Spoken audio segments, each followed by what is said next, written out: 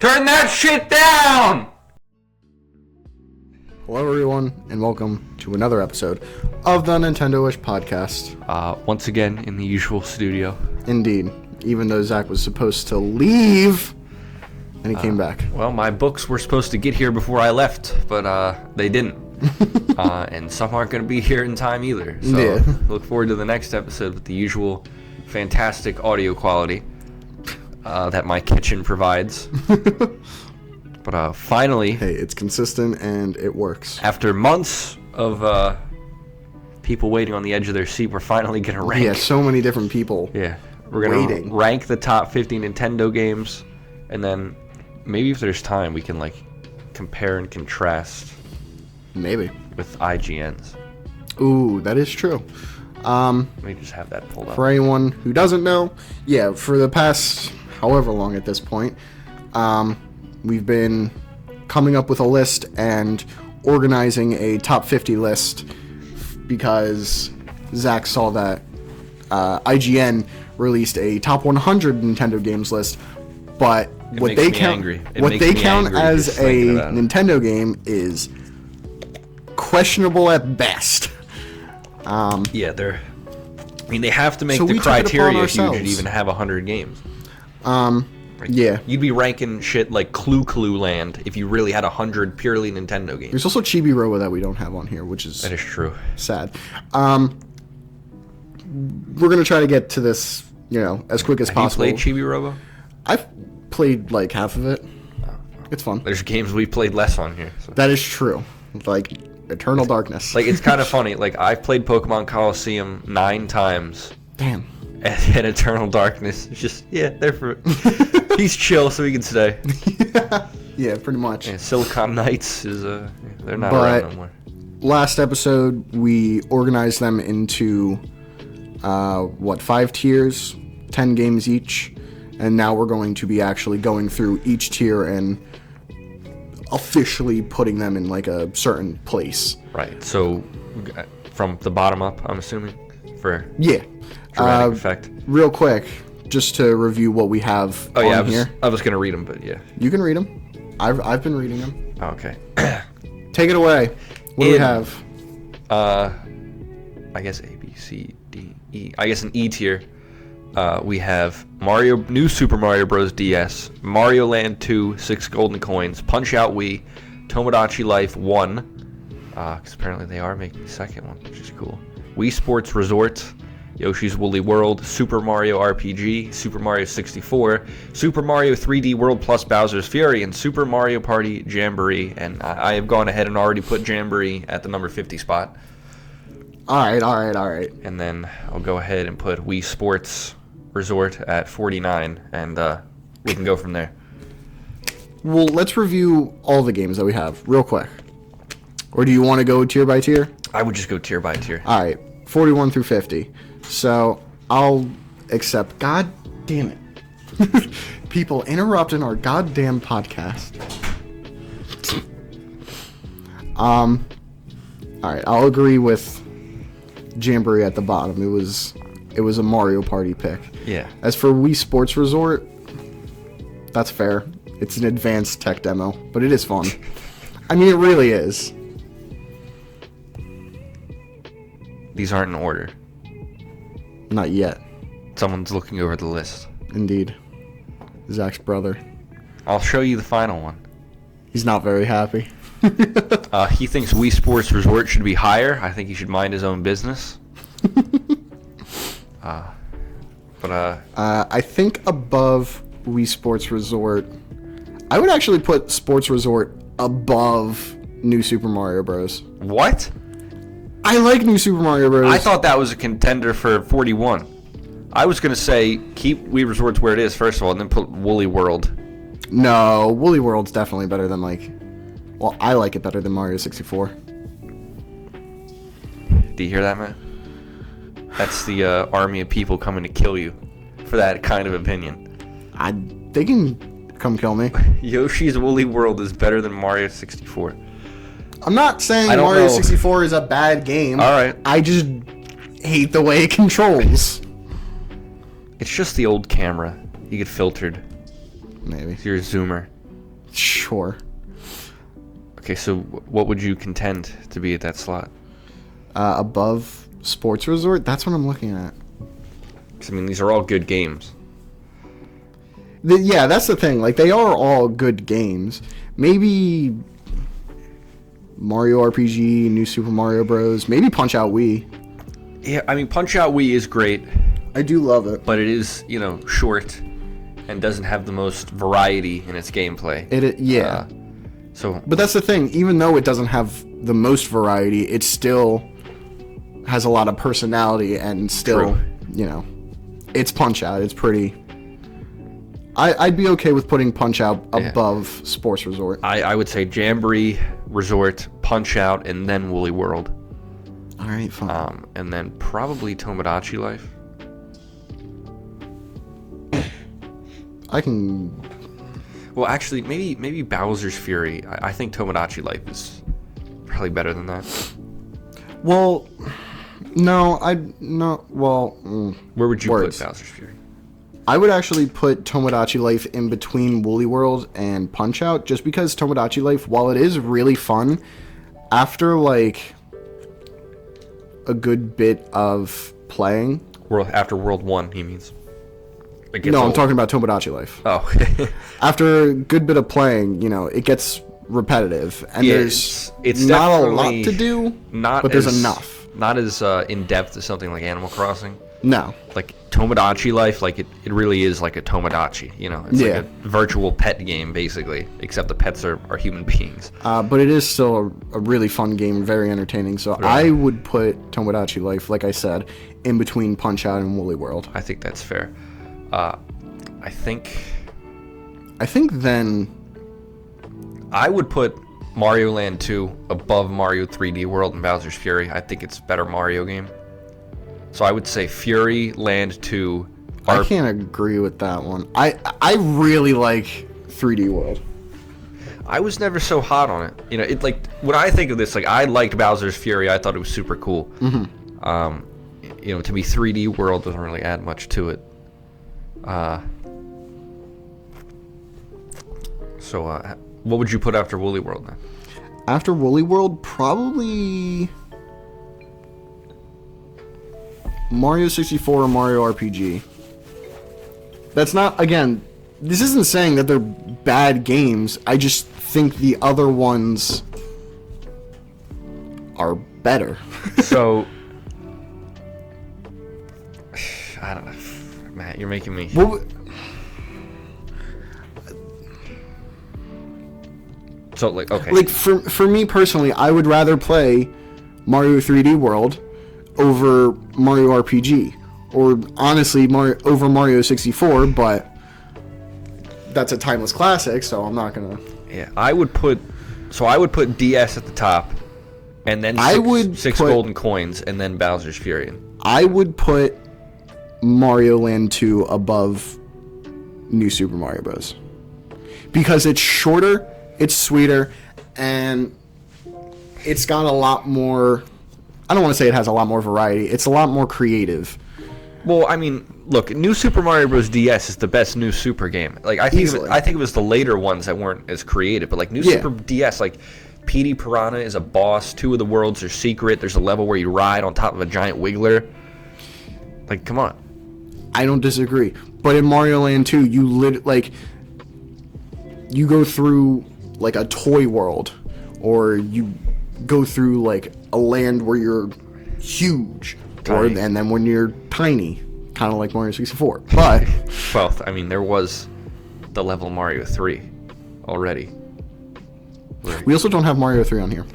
That's another thing. We don't have Mario 3 or Mario World, but we have 6 golden coins in New Super DS. I mean, that is a little odd. I know a certain... We're here with the list. I know a certain... You can't change it now. Certain disgraced movie reviewer who would be furious at our leaving out of Mario 3. If you know, you know.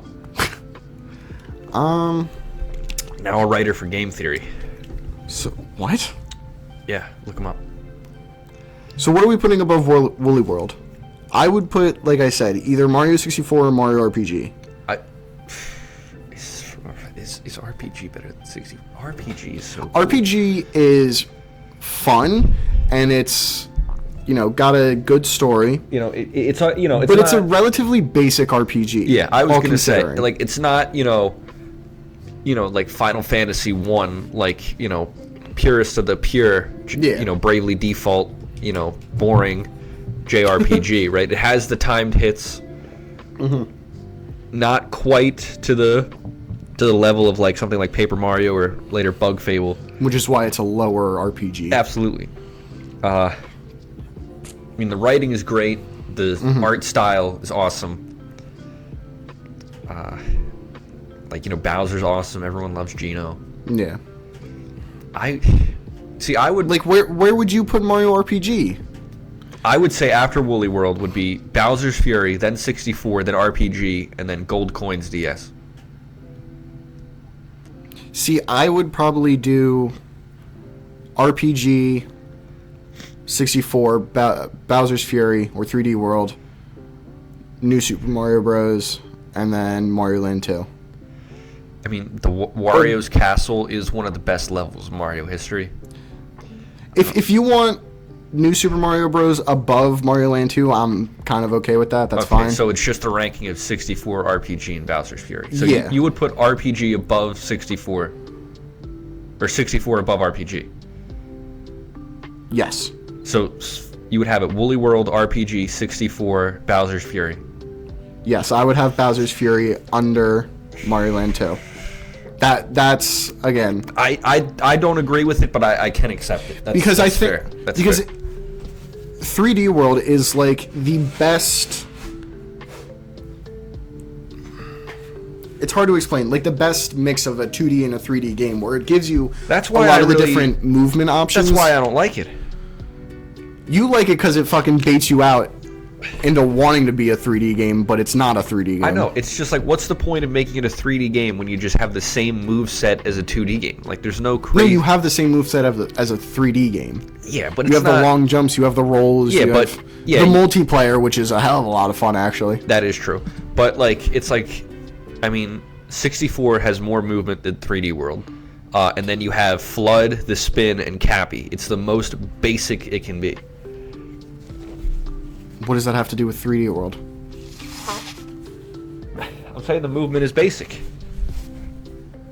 Well, because like I said, it combines what I think is the best parts of a 2D and a 3D and the 3D game. The 3D part, which is the different movement options, and the tight 2D level design, where you can use all these different movements and shit. And How about some tight 3D level design? we have better 3D games? Yeah, like On the Mario list. 64, which you have placed below it. Yeah, and I would.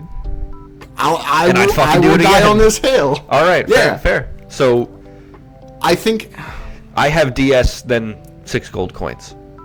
you want 6 golden coins above. Oh, sorry, I meant DS at the top. Sorry, I was reading I'm fine it with DS downwards. at the top. That's fine All right, by me. All right, so E tier is secure. Yes. So we have it DS. So at 50, going Yeah, go from the bottom up. from 50 to 41, we have Mario Party Jamboree, Wii Sports Resort, Punch Out Wii, Tomodachi Life, Yoshi's Woolly World, Super Mario RPG, Mario 64, Mario 3D World, plus Bowser's Fury, Super Mario Land 2, 6 golden coins, and New Super Mario Bros. DS. Jamboree shouldn't be on the list at all. I would tweak some things around in the tier, but it's a good compromise. I wanted a Mario Party rep, and that's the one I've played the most. And I think it offers a lot of good. I would put Mario Party 1, Mario Party 2, Mario Party Mario 3. Party 1 and Mario 2 Party are 4. fucking jank because they didn't know what they were actually doing. Exactly. Okay, but Clean like, cut. I think that a lot of people agree with like what Mario Party 5 and 7 as the best. Really? I'm think- not very in touch with the Mario Party community. Neither am I. That's the thing. If there is such a We thing. also have no Fire Emblem on here. I know. which we've mentioned, but I gotta start playing that.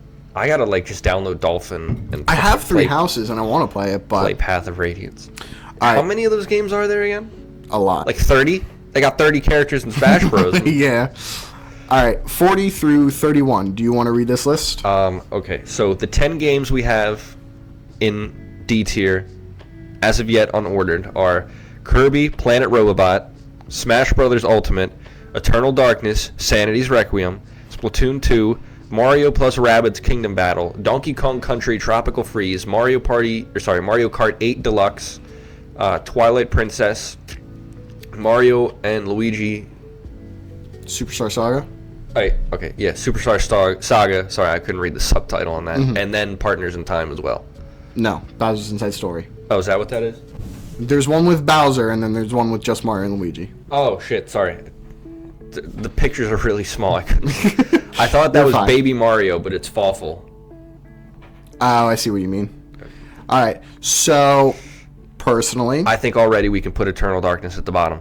Okay, that's fair. Like, I think that Neither game... of us have played Yes, it. I think that game is super cool, super interesting, very innovative, and its innovations, like so many in the gaming industry, have just been totally forgotten and or ignored by the idiots who call themselves game designers. But neither of us have played it, so, like, how much could we really speak to it? But it's awesome. I'm blanking on her name, but the main character girl should be in Smash Bros. The game needs a HD remaster. I have no idea. Nintendo owns the IP. Is. Silicon Knights. That's why it's on the list. Developed by Silicon Knights, but Nintendo owns the IP. Apparently, I found this out the other day. Nintendo doesn't actually own the IP for Bayonetta. Sega does. They just published the game. I knew that. I didn't know that. That's because Bayonetta. I also didn't know that it was Sega that owned the IP. I didn't know it was Sega either. I thought that was Capcom. I wasn't sure. But yeah, like Bayonetta 2 got funding from Nintendo on the grounds it would be an exclusive, and I guess they kept the deal running. You didn't know that? Nah, I did. I mean, like I did vaguely. I thought, who makes it? What's the guy's name? Platinum Games. No, what studio makes it? Oh, I can't remember. I remember the guy's name. Real quick, I also think Tropical Freeze can go above Eternal Darkness. I think it's a really fun, creative platformer, but... Platinum Games, that's what it was. Yeah, Hideki Kamiya. Okay, yeah, he's the guy. But I think that there are more fun ones on here. Okay, both sorry. in this list and this just is in this tier. this is why I thought it was Capcom, because he went to Clover's Studios, and Clover Studios, the original, was a Capcom subsidiary. That's why I thought Capcom. Oh, I see what you mean. Okay, fair enough. That makes sense. Clover Studios, man, they just made like the most innovative original games ever, and Capcom was just like, "You're shut down. You're gone." Sorry, I really shook the table there. So you said you would put Tropical Freeze just above Eternal Darkness. Yeah. I like Tropical Freeze. Putting that below a Kirby game, Matt, is... Planet Robobot is really fun. Jesus, why? If you want Kirby right above it... Yeah, I like Kirby, but like... Kirby games, their strength is their simplicity in some ways. Well, but it's the fact that they can be both simple and complex, especially with the two 3DS games being Triple Deluxe and Planet Robobot. Planet Robobot is the one we have on here. All the different move sets, like you can just I agree. mash. There is a lot of depth if you like, especially if you're doing like the True Arena, that kind of thing. Yeah, which is why I really like. It's a very classic, fun, just simple Kirby game. I know. I love like Sand Kirby and Mech Kirby. Water Kirby is the best. We also have to find a place for Smash Ultimate, which is really good. It's just the community that yeah. But we're not judging it based on the community, is the thing. Yeah, we are not judging their games based on their fan bases. If so, Smash Ultimate would probably be at the bottom, let's be real. If there wouldn't be a Pokemon game on the list at all. True. Yeah, I mean, Jesus. What do we want to put above Tropical Freeze? I think Kirby is a fine game. Yeah, I would say Kirby, and then see, all these games are fucking good. Like, this is the problem now. Yeah, like, we're already starting coming to dilemmas. I'm okay with putting Splatoon 2 right above Robobot, unless there's one that you think is like I think not as good. I think that's fine, and then I would put Mario Kart right above that. I'm okay with that, Matt, look at the 4 other options here. I could put Kingdom Battle there. Well, okay, here's the thing. I'm debating, 3 different games: Mario Kart 8 Deluxe, Smash Ultimate, and Kingdom Battle. I really like Kingdom Battle. I think it's a really fun but simple tactical RPG. And I would play it over 8 Deluxe and Ultimate. However, 8 Deluxe and Ultimate are both, endlessly replayable games and a lot of fun with the family or friends or whatever. That's true. So there isn't that much of a better time with the boys than just exactly popping open some 7-Up and playing some Mario Kart. I mean, come on. So I think you've swayed me. I would put Mario Kart higher. Would you put Kingdom Battle above 2, or would you put something else there? So hold on. After Splatoon 2, you're putting Ultimate and then 8 Deluxe? I would say Kingdom Battle, right above Splatoon 2. And then 8 Deluxe. I might put them in between Ultimate and 8 Deluxe. I'll put it under Ultimate. So we have Eternal Darkness, Tropical Freeze, Planet Robobot, Splatoon 2, Kingdom Battle, Ultimate, 8 Deluxe. And then we have Twilight Princess, Superstar Saga, and Bowser's Inside Story. Here's the thing. This is tough. Twilight Princess, neither of us have played. And then only you've really played Mario and Luigi. But we both agree that they are just better than all that. Yes.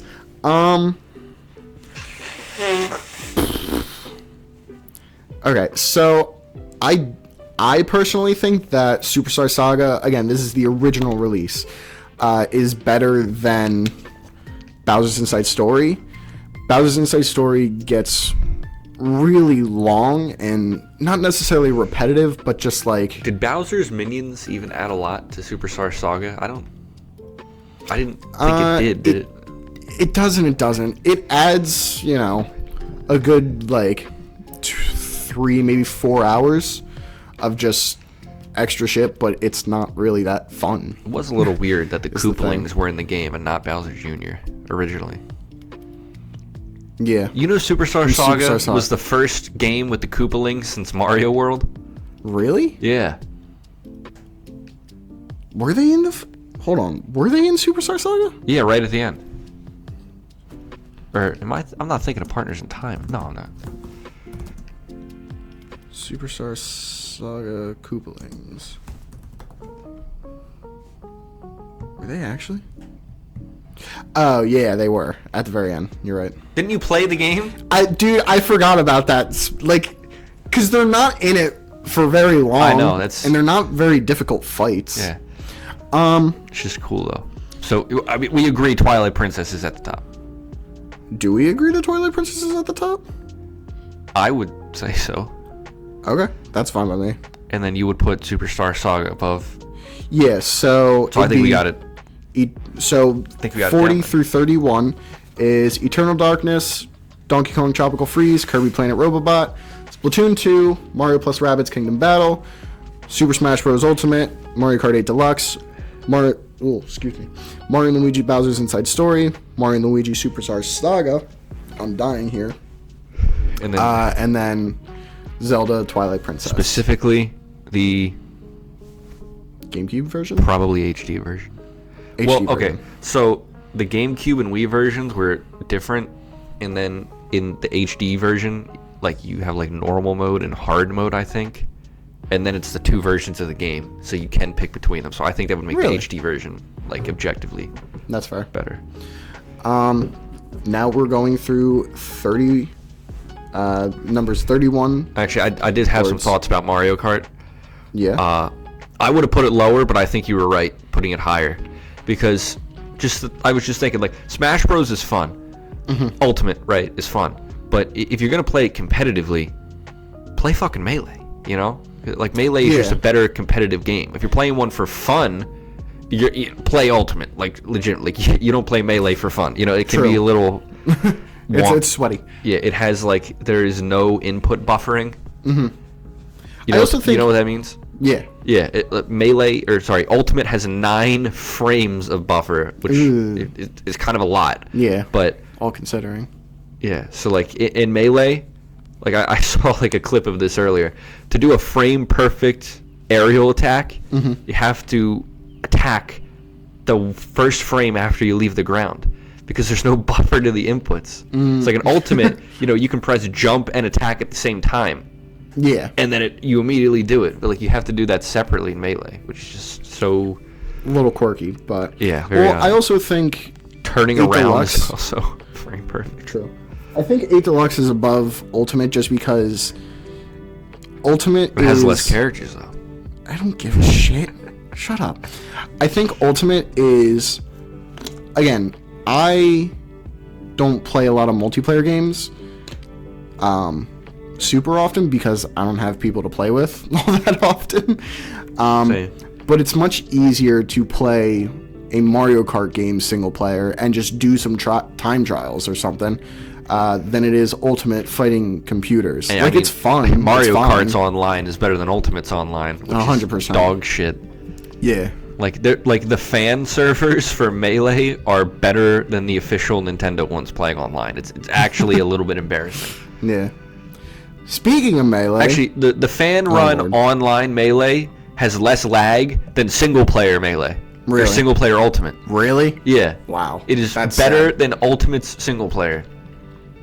Like I saw a whole. That's incredibly sad. Like yeah, it's very, very unfortunate. So speaking of Melee, I keep getting these. God, dude, I'm all over the place lately. 30 through 21. Take it away. Speaking of Melee, there you go. Nintendo's best in 4-player action, best-selling GameCube game. Fun fact. It is the first game in C rank, which we have Melee, Super Metroid, Wind Waker HD, Jinx, Hyrule Warriors HD. Why are you making hand gestures? Because Norton is. Oh, Norton Antivirus, Pokemon Coliseum, Tears of the Kingdom. Is that Ocarina of Time? Yeah, Ocarina of Time. What the fuck, man? Animal Crossing New Leaf, Mario Maker 1, and Super Paper Mario. So, why did it switch my tabs? What the fuck? I hate Norton, dude. I'm so pissed. It literally just stole my goddamn... Like, it changed the tier list into a Norton that happened to me. Maybe the site has... I don't know. The site's probably has got a lot of viruses on it. But I'll take the virus. Don't get rid of my fucking tier list. I'll take the virus. Yeah. Okay, it's still... Did you read all of them? I'm sorry. I wasn't completely paying attention. Zach is currently identifying something on the TV. Broncos just won, and it appears to be controversial. Guy was arguing with a ref, but I wasn't looking. Did you name all the ones in... Yeah. Okay. Melee, Super Metroid, Wind Waker HD, Hyrule Warriors HD, Pokemon Coliseum, which should have an HD remake, Tears of the Kingdom, Ocarina of Time, the original, not the shitty 3DS port, Animal Crossing New Leaf, Super Mario Maker 1, and Super Paper Mario. So is it Super Paper Mario or Mario Maker at the bottom of the tier? Mario Maker. Yep. I'm okay with Mario Maker. I played a ton of Mario Maker 1 as a kid. It might be the only game that actually made good use of the gamepad. Real. Like, the gamepad is just like... So many games, just like, what's the point of this? You know, it's like a stupid gimmick. Yeah. But like Mario Maker 1, it like, you know, it works. Like, you zoom in, right? That kind of thing. Yeah. Like, yeah, it was cool. So... And then I would put Super Paper Mario right above that. You know, I'll accept that. It's kind of... Okay, I never thought about this, but it is an action RPG, which, you know, like, but it's just a Mario game, except you get experience when you jump on enemies. Yeah. And it has an amazing story, great characters.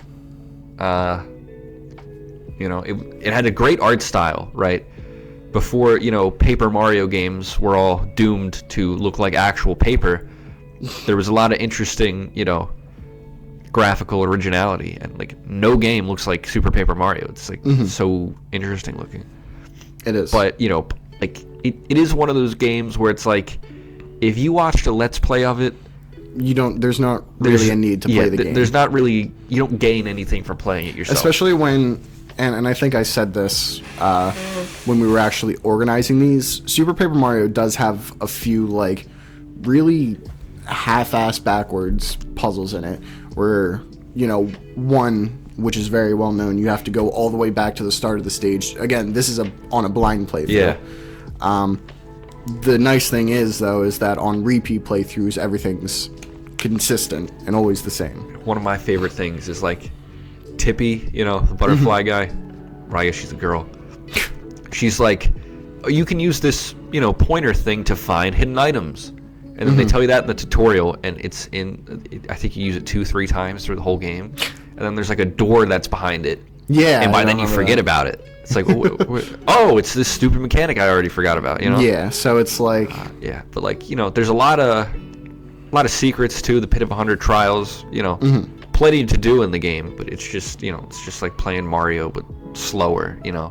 It's like playing Mario without a goal. It's like an open world 2D Mario game, which is like, who would want to play that, you know? Fair. But, you know, they make it work for what it is. I think right above that should either be Melee or Animal Crossing. I mean, we're ranking it based on the game itself? Based on the game alone? Yeah. Yeah, like we're not taking the community into account. Yeah, I probably would put Melee than Animal Crossing. Yeah. Because, like, I like... Here's the thing. We can also... I like Melee. Like, you know. What's going to go below Hyrule Warriors? Or what's going to go above it? You know what I mean? Like, what do we think is definitively better than Hyrule Warriors HD? Pokemon Coliseum? I think so. I haven't played it. I don't know. Like, Wind Waker HD could probably go above Hyrule Warriors. I don't know if I would... I love Super Metroid. I would put Super Metroid above Hyrule Warriors. I would just put Hyrule Warriors above Animal Crossing. I think every other game in the tier is better than it. I'll accept that. I really enjoy Hyrule Warriors. I've made this known. And I liked it too. But there are definitely...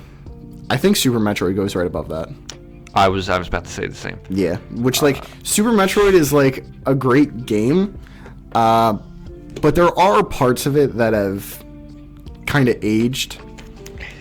What are those parts exactly?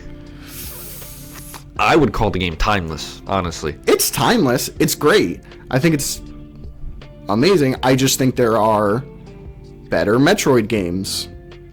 I think there's only one Metroid game better than it, and it's in the next tier anyway. We have 2 Metroid games above that. We do? Yeah. Oh, right, the other one. Mm-hmm. I'm sure that'll be a debate which one of those goes higher. And the next... Yeah, I could definitely debate. The next tier is the first one with a Xenoblade game, so get ready. Is it? Oh, yeah, it is. And Luigi's Mansion 1, and let's B tier is going to be a struggle, I think, I gotta say. Yeah. We'll get there when we get there. Save it for the battle. Alright, so what goes... So we have 4 games left. Tears of the Kingdom, Ocarina of Time, Coliseum, and Wind Waker HD. How did Tears of the Kingdom get that high? Get that high? Okay. Put that shit below Melee. Below Melee? No. No, that would be... Just because the story's kind of awful doesn't mean the gameplay... I might put that below... No, I can't put it below Hyrule Warriors. I might put that below Super Metroid. I'd be willing to put it I would put it below Super Metroid. Below Super Metroid is fine by me. But above Hyrule Warriors. Above Hyrule Warriors? Yeah, I'm okay with that. Okay, so then it's just Wind Waker. Okay, I would say Ocarina of Time, then Coliseum, then Wind Waker. Really? That is a hot take for me. Pokemon Coliseum is better than Ocarina of Time. Look, Coliseum is so... It's like it's like the Melee of Pokemon games. It's I'm more saying hard people to play, are probably it's so going jank. to disagree with Wind Waker HD being below Coliseum. I put Wind Waker at the top. Oh, you put Wind Waker at the top? Yeah, and I thought you said Ocarina. I thought you said Ocarina, Coliseum, then Wind Waker. Yeah, that's from bottom up. Ocarina, Coliseum, Wind Waker at the top. Oh, then people are going to kill you about Ocarina of Time being better, being quote unquote worse than Coliseum. I mean, I haven't played it. I think Ocarina of Time is fine. I think Coliseum is like I said, the Melee of Pokemon games. Yeah. It feels jank as hell, But that's and part of the fun. really difficult. But like when you actually realize the game you're playing, you're like, wow, why aren't any other Pokemon games this good? You know, in the past, how long has it been? 14 years now since a good Pokemon game has come out. And I count the days, believe me. I've got 14 calendars with red X's over every day. I have a Twitter account. Days since a good Pokemon game came out. It's been quite a long time. It's over 4,000 now. But yes, that's C tier settled. Yeah. So 30 through 21 is Super Mario Maker, Super Paper Mario, Animal Crossing, or Jesus. 30 through 21, from 30 to 21. I need to shut up. Super Mario Maker, Super Paper Mario, Super Smash Bros. Melee, Animal Crossing New Leaf, Hyrule Warriors HD, Zelda Tears of the Kingdom, Super Metroid, Ocarina of Time, Pokemon Coliseum, and Wind Waker HD. Okay. We should post this on as many websites as possible, just to let the backlash flow. 20 through 11. We're getting a B tier. We're getting up there. This is going to be the bulk of the episode. Debates are going to, yeah. So, from in B tier, the 10 games are Pokemon Black and White 1, Splatoon 3, A Link to the Past, Metroid Dread, Pikmin 3, Luigi's Mansion 1, Pikmin 1, which we've dedicated entire episodes arguing about, Xenoblade Chronicles 2, which people have dedicated their lives to arguing about, A Link Between Worlds, and Metroid Samus Returns. That's a very small subtitle. So I think out of the sake of neither of us having played it, A Link to the Past goes at the bottom. Again, it's number 20, so it's still... I was going to suggest that. All right. Now we get to the hard part. Okay. Splatoon 3.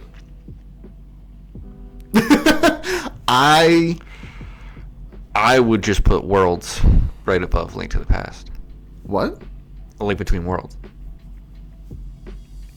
You're telling me that's a better game than Splatoon freaking 3? Yes. Uh-oh. Yes. We've reached an impasse. I will not stand for Splatoon 3 slander. You, really? Just because the game pisses me off doesn't mean I don't love it.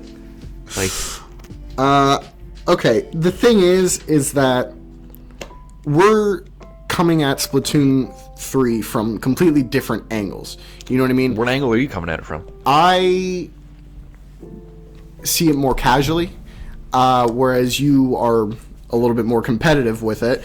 And I like the story, and I like the story mode, and I really like Salmon Run. I've made it well known that's my favorite mode in Splatoon. So casual trash. So, well, here's the thing. In that aspect, I prefer Splatoon 2 over 3, especially with Octo Expansion being in 2. Like, my God. I mean, I can't deny how amazing Octo Expansion is. Yeah. But that being said, I was looking at these from the multiplayer angle. Yeah. I mean, if I was... And I'm not saying... With Octo Expansion, I might move that up a little bit. You know. But that's the thing. Like, we're coming at this from two different angles, so we have two different opinions. We're going to have to find a compromise.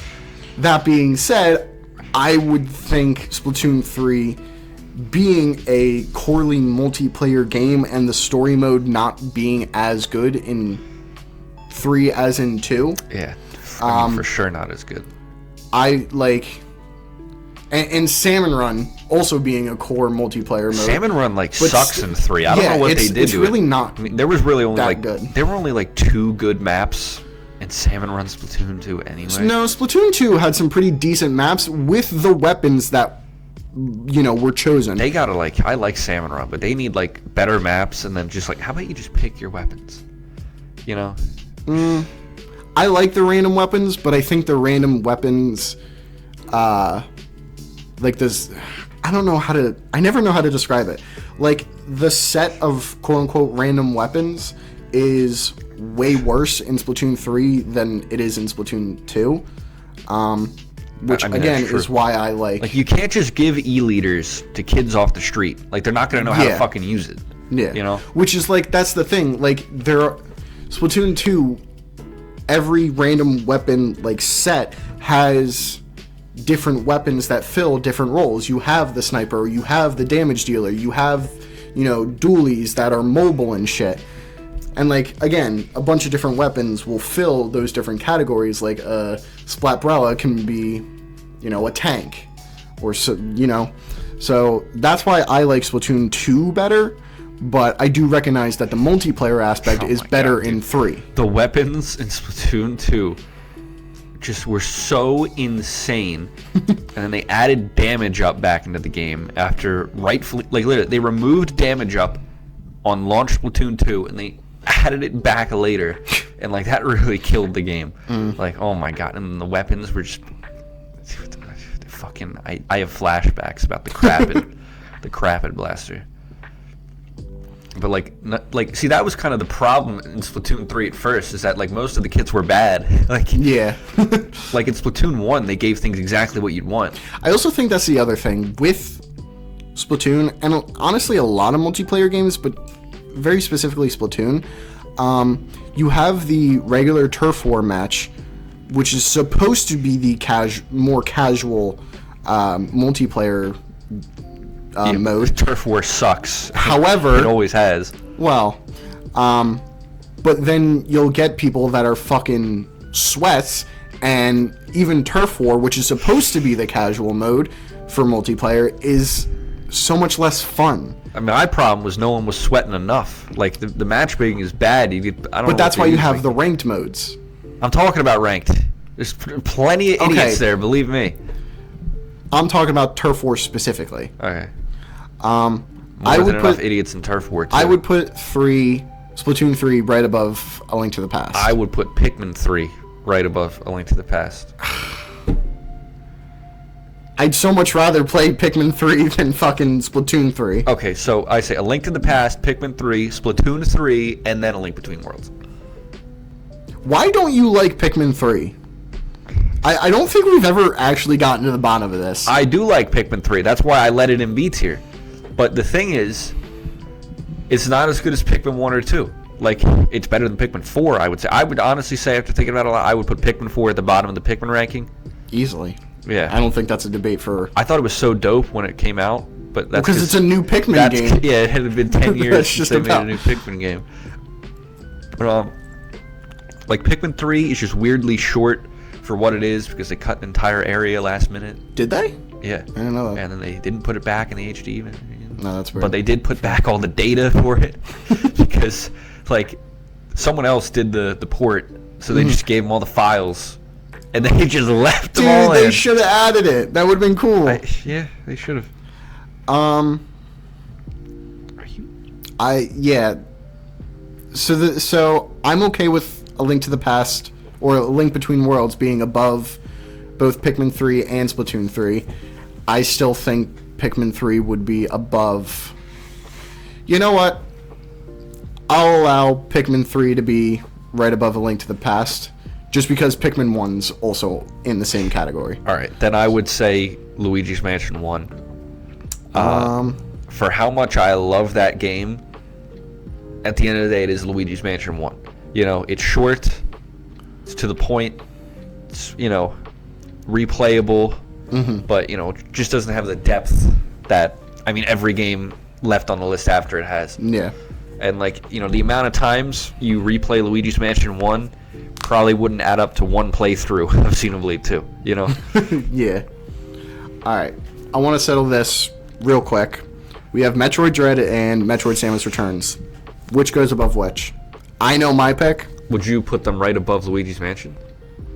I don't know where exactly I would put them. I would say we established... But just in general. I would say Pikmin 1 right above Luigi's Mansion. Can we agree on that? No, I would agree with that because it's a very similar concept. It's a relatively shorter game. It's a high score driven game with the days system.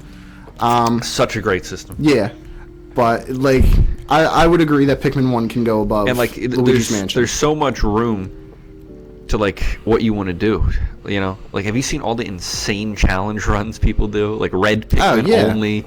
It's insane. Crazy shit. Like, you know, Least amount of Pikmin possible. yeah. It's crazy. Now, again, here's the thing. Like, I've played Pikmin 1. I haven't played Pokemon Black and White. I haven't played Xenoblade 2. So, like, for me personally, I would put Pikmin 1 above that, but I can't. I'm not. How you're speaking like a fucking madman. I know. But I would say... But that's just because, again, I haven't played them. I would say right above Pikmin 1, Samus Returns, and then Dread. And I know you will say the exact opposite. I will say the exact opposite because I think my problem You think with Mercury Dread, Steam took a step back? No. Maybe? No. I think for their first, like, actual original Metroid game, it's fantastic. It's in the top 20. I mean, shit. My issue with Dread is that it, for a Metroidvania game, or even just for a It's not a Metroid Metroidvania game. It's Okay, a Metroid game. Then for a Metroid game, There's no Vania involved. Okay, compared to even Super Metroid, it's a pretty linear fucking game for a Metroid game. Whereas Samus Returns is, you know, it locks you in... It doesn't really lock you in areas, but, like, you progressively unlock, you know, big areas. You progressively... Stop. Sorry, I'm making hand gestures at him. Yeah. Like, you'll start with one area, you beat the Metroids, then you get to go on to the next area, and it's a big area that you get to explore and kill the Metroids in any order you find them. Which is the core of a Metroid game. You Being just want to able kill things. Tackle things. You want species to be extinct. It's being able to tackle things in any order.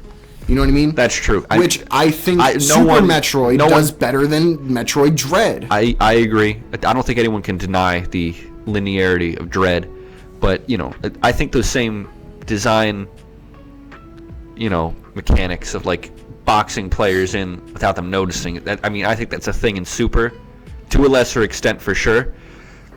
But like Dread is just so smooth, you know. It is, but so is Samus Returns. You know what I mean? Like, I won't deny that the Emmys are fucking cool as shit. That's like, you think character design is dead.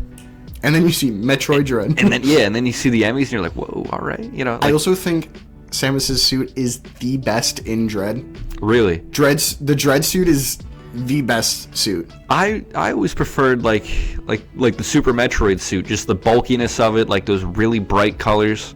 Well, Like, I'm not in okay. Prime, like they started getting it dull, like they dulled the orange. Like I'll say alternate to the Varia suit. True. The Varia suit is Samus's suit. absolutely. But other than that, I easily think the Dread suit is The Dread suit best. does look cool. It's so badass. None of the And suits, she's so badass in that game.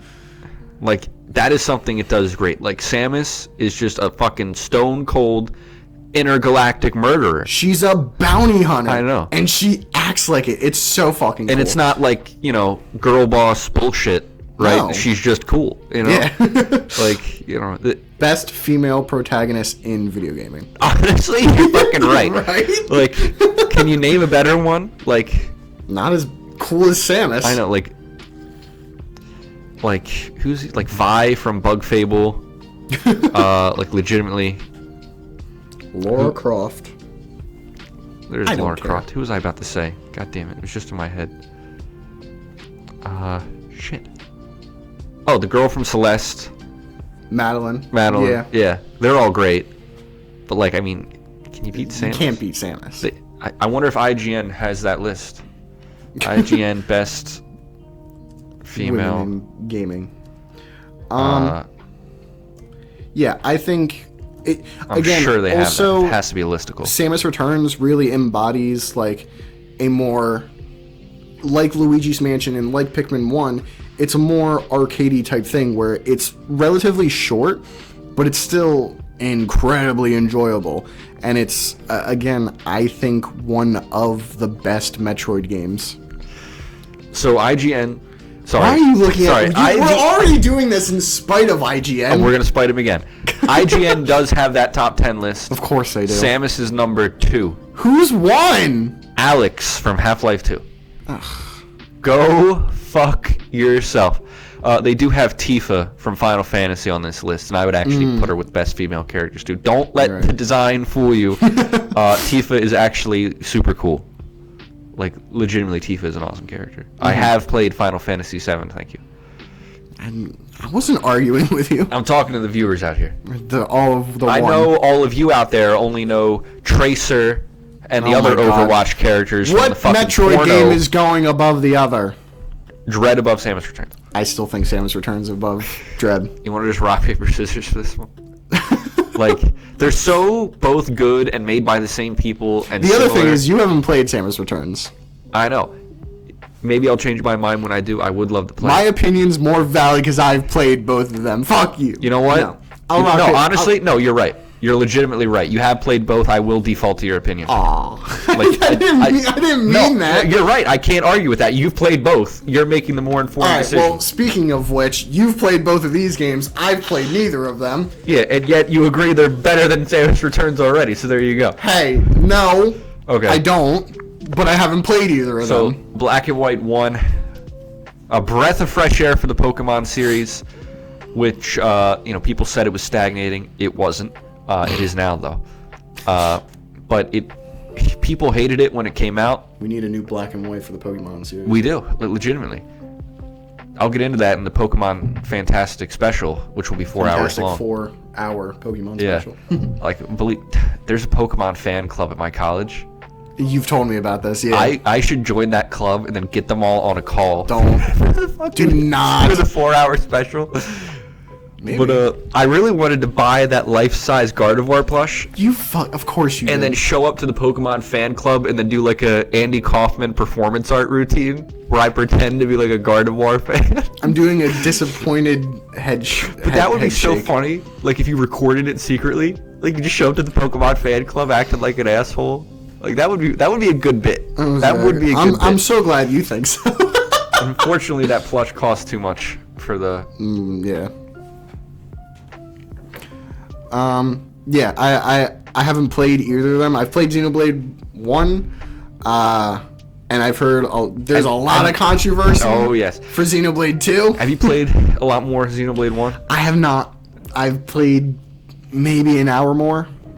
I know you haven't played a lot because you haven't texted me yet. I know. I'm in the not the Citadel. Silksong's on my mind. I just got through Bellheart, where we fought the dinosaur. No, where you're Melia going through the city.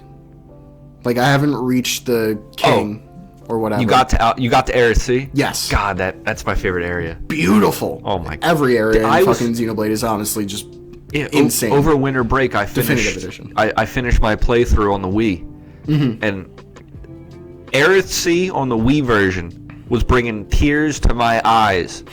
Just they got the most. It's so fucking ugly. Fuck you. But like, that's not even funny. That's not funny. That's hurtful. Definitive edition looks good. I know that looked. The tears were out of my eyes when I was playing through Erisea on my definitive edition max affinity chart run. Which, oh my god, I spent plenty of time in Erisea there. Believe me. But yeah, I would put Black and White 1, which are great, below Xenoblade 2. Really? Which, like, despite everything, I love that game. The story is, I like it, To which game? Xenoblade 2. Black and White 1 does have possibly the best story of any Pokemon game. Damn. And just like Black and White 1, like there was no pandering, like that's what fucking Pokemon is now. It's just pandering, right? They made a new game, all new Pokemon. They said, fuck you. You want a Pikachu? Too bad. That is Pokemon Black and White 1 and 2 are the only games you can't catch a Pikachu in the main series. Why? Because they weren't pandering. I mean, okay. They said, we're going to put these Pokemon here and Pikachu isn't going to be fucking one of them. So you can't get him in the game, but you can still transfer him, right? Yeah. Okay. Yeah, but you can't just, if you only have the cartridge, you can't get a Yeah. Pikachu, which is kind of insane to think about. Certainly funny. I know, but you can't get a light ball because you can only get light balls by catching wild Pikachu. So you had to get one through an event. Yeah, so there's a lot of really obscure Pokemon items that are usually found by catching wild Pokemon holding them. Mm-hmm. They put every single other one of those in the game for other means except the freaking light ball. And for a long time, those actually weren't documented. Like, yeah, in Black and White 2 they put them in. I don't think they put them in 1. Or if they did, they put them somewhere else. But, like, you can get them as rewards for doing these multiplayer mini-games that you can still do single-player. And, like... That's weird. Yeah, I found that out before they put it on Bulbapedia. And there's things I found in Black and White 2 that still aren't on Bulbapedia, by the way. Oh, shit. Like, I'm not Why don't saying... you add them yourself? I don't feel like it. Like, I'm not saying I'm an expert at Black and White 2, but I'm pretty fucking close. Of all the people on Earth, I'm probably up there. Like, legitimately. Like, not even tooting my own horn, I played that game a lot. Like, you ever see those, like, factoid videos where it's like, here's something you didn't know about Black and White 2? I've never seen one I didn't know. I have never seen one I didn't figure out just by playing it. Yeah. But, anyway, back to Xenoblade. We'll get to Black and White 2. I'll have a lot more to say when we actually talk about it. But, Xenoblade 2. Like, the story... Xenoblade 1 story... There is no fluff in that game. No. There are no lulls in the story in that game. Like, no. Something that Chugga Conroy said that has always stuck with me.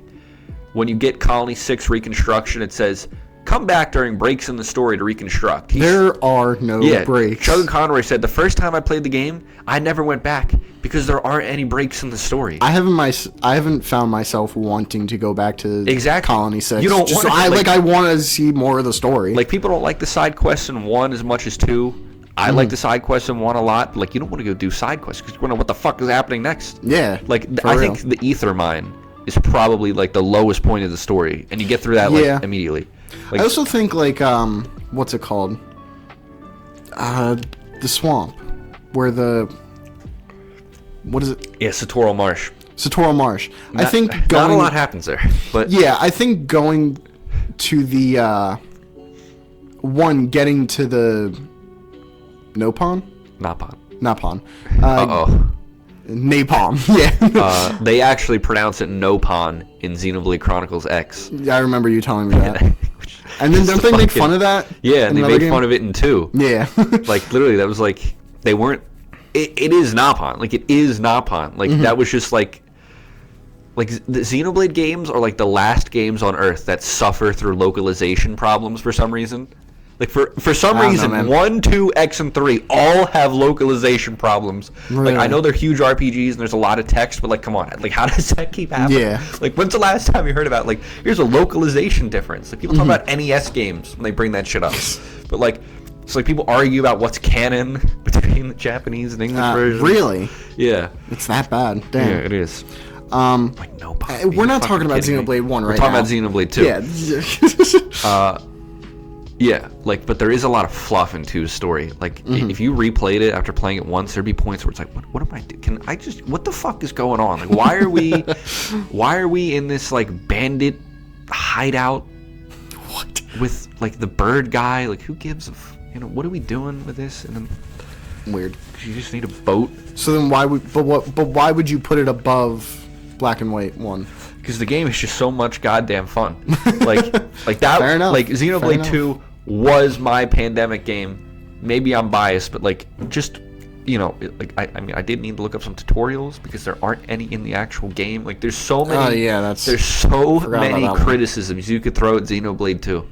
But if you look past them all, it's still worth it. Like, it is just fucking fun as fuck to play, like, when you're good at it. Like, the world is awesome to explore. Like, I think there's, like, 10 treasure chests total in Xenoblade 1. Which, like, I think is cool in its own right. But, like, there's tons of shit to go find in Xenoblade 2. I hate the gacha system. I hate all gacha systems. I fucking despise it. But the blade system in and of itself is pretty cool. Like, every blade has their own side quest with their own voice acted cutscenes. Wow. Like, there are so many little mechanics, like the deed system. Like, that's something that you would see in a PS2 game, and people would be like, remember this weird-ass system? And then no one would ever do it again. Like, it has sort of, like, archaic RPG design feel to it, even though it's just a soulful game. Like, female character designs, I don't like them. The character design in general is bad because, like, they just pulled in a bunch of different artists, and they're like in Japan, and they just straight ripped monsters from both Xenoblade 1 and X. Yeah, so like the game looks like an asset flip, like legitimately. Yeah.